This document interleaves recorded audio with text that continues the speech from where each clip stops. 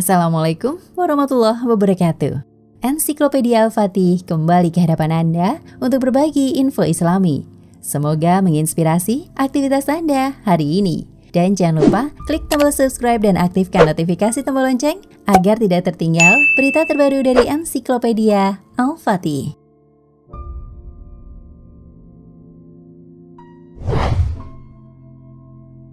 Allah Subhanahu wa Ta'ala menyebut dalam berbagai ayat jika Ia bersemayam di atas arsy. Allah Subhanahu wa Ta'ala berfirman, "Sesungguhnya Tuhanmu adalah Allah yang menciptakan langit dan bumi dalam 6 masa, lalu Dia bersemayam di atas arsy." Quran Surat Al-A'raf ayat 54. Lalu bagaimanakah sifat arsy itu? Dalam buku Ensiklopedia Islam Jilid 1, dijelaskan arsy bisa diartikan sebagai tahta atau singgasana Tuhan. Hal ini berdasarkan kata dasar dalam bahasa Arab arsya, yang berarti bangunan, singgasana, istana atau tahta. Arsy dengan pengertian tersebut banyak disebutkan dalam Al-Quran, seperti dalam surat At-Taubah ayat 129, surat Yunus ayat 3, surat Al-Mu'minun ayat 86 dan 87, serta surat An-Naml ayat 26. Arsy menurut paham Ahlus Sunnah wal Jamaah adalah makhluk Allah yang tertinggi, berupa singgasana seperti kubah yang memiliki tiang-tiang yang dipikul dan dikelilingi oleh para malaikat. Allah Ta'ala berfirman dalam Al-Quran, "Dan malaikat-malaikat berada di penjuru-penjuru langit, dan pada hari itu 8 orang malaikat menjunjung arsy Rabbmu di atas kepala mereka." Quran Surat Al-Haqqah ayat 17. Dalam tafsir Ad-Dur Al-Mansur fi Tafsir Bi Al-Maksur, Jalaluddin As-Suyuti menyebutkan, ada hadis yang diriwayatkan Ibnu Abi Hatim dalam Wahab bin Munabbih. Hadis tersebut menjelaskan bahwa Allah menciptakan arsy dan kursi atau kedudukan dari cahayanya. Arsy itu melekat pada kursi. Para malaikat berada di tengah-tengah kursi. Di sekeliling arsy itu terdapat 4 sungai, yaitu sungai yang berisikan cahaya berkilauan, sungai yang berisikan api menyala kemerahan, sungai yang berisikan salju putih berkilauan, dan sungai yang berisikan air. Di setiap sungai tersebut, para malaikat berdiri sambil membaca tasbih, yang berarti Maha Suci Allah. Di arsy terdapat lisan atau bahasa sebanyak lisan makhluk seluruhnya. Setiap lisan bertasbih dengan Allah dengan bahasanya. Abu Asy'ah meriwayatkan hadis dari Asy-Sya'bi, Rasulullah Shallallahu Alaihi Wasallam bersabda, arsy itu terbuat dari batu permata yakut merah. Satu malaikat di antara malaikat memandang arsy dan keagungannya. Jelas potongan hadis tersebut. Penjelasan tentang arsy yang demikian juga dipertegas dengan hadis yang diriwayatkan Abu Asy'ah dari Hammad. Rasulullah Shallallahu Alaihi Wasallam bersabda, Allah menciptakan arsy dari permata zamrud hijau dan diciptakan baginya tiang penopang dari batu permata yakut merah. Di arsy terdapat 1000 bahasa atau lisan. Di bumi diciptakan 1000 umat. Setiap umat bertasbih kepada Allah dengan bahasa arsy. Terkait ukuran singgasana Tuhan tersebut, tidak akan ada yang mengetahuinya kecuali Allah sendiri. Hal ini diriwayatkan Ibnu Abi Hatim dari Ibnu Abbas. Ibnu Abbas mengatakan, tidak akan ada yang mampu mengetahui berapa ukuran arsy kecuali yang menciptakannya. Langit dibandingkan dengan arsy ibarat kubah di atas padang saharanan luas, katanya.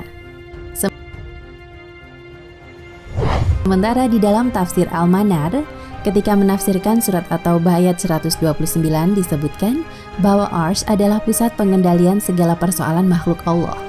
Hal ini sesuai dengan bunyi surat Yunus ayat 3. Yang artinya, kemudian Dia bersemayam di atas arsy singgasana untuk mengatur segala urusan. Para imam ahli tafsir menjelaskan bahwa arsy adalah suatu tempat yang memiliki materi dan fisik, bukan suatu ungkapan kiasan saja. Hal ini dijelaskan secara panjang oleh Imam Baihaqi seperti berikut ini. Dan pendapat para ahli tafsir tentang al-arsy adalah singgasana, dan dia adalah fisik yang berbentuk yang telah diciptakan Allah. Dan Dia perintahkan para malaikat untuk memikulnya dan beribadah dengan mengagungkan dan bertawaf kepadanya. Sebagaimana Dia menciptakan satu rumah di bumi dan memerintahkan Bani Adam untuk bertawaf kepadanya dan menghadap kepadanya ketika sholat.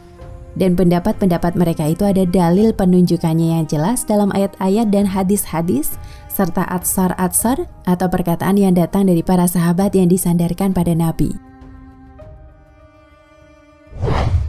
Sesungguhnya Allah menguasai segala ciptaannya, mengaturnya dan menjaganya. Allah Subhanahu wa Ta'ala lebih mulia dari segala makhluk yang ada. Allah lebih besar dari segala makhluk-makhluk tersebut.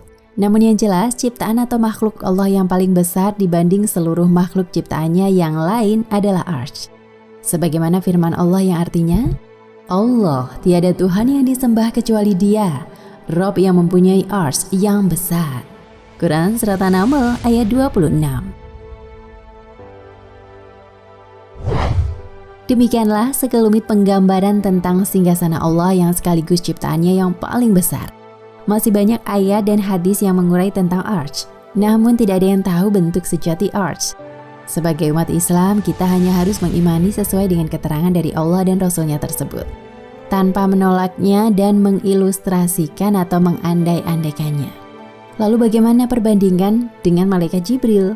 Dalam beberapa uraian kisah Rasulullah, Jibril pernah menampakkan rupa aslinya kepada Rasulullah, yaitu pada saat Rasulullah menerima wahyu untuk kali kedua. Pada saat itu, Nabi meminta Jibril menampakkan wujud aslinya. Lalu bagaimana wujud asli Jibril yang sebenarnya?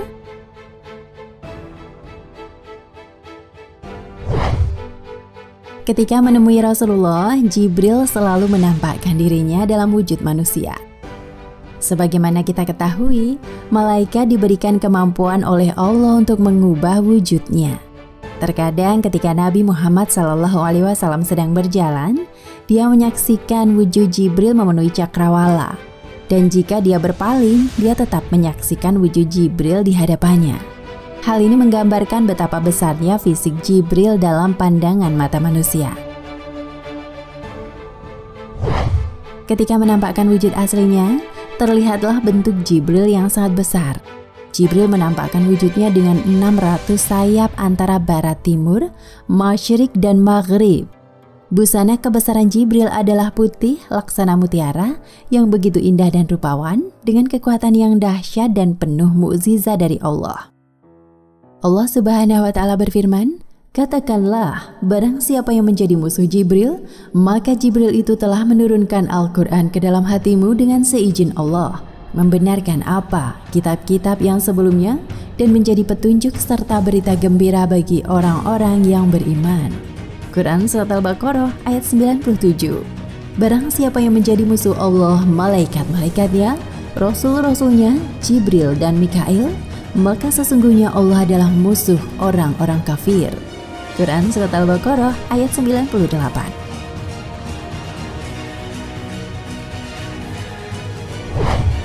Dalam surat Fatir juga dijelaskan tentang wujud dari para malaikat. Mereka ada yang memiliki 2, 3, dan 4 sayap. Sebagaimana firman Allah, segala puji bagi Allah pencipta langit dan bumi, yang menjadikan malaikat sebagai utusan-utusan untuk mengurus berbagai macam urusan yang mempunyai sayap. Masing-masing ada yang 2, 3, dan 4. Allah menambahkan pada penciptaannya apa yang dikehendakinya. Sesungguhnya Allah Maha Kuasa atas segala sesuatu. Quran Surat Al-Fatir ayat 1.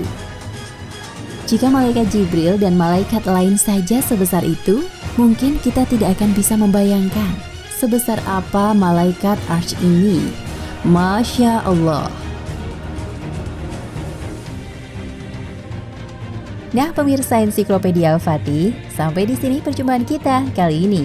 Semoga menginspirasi.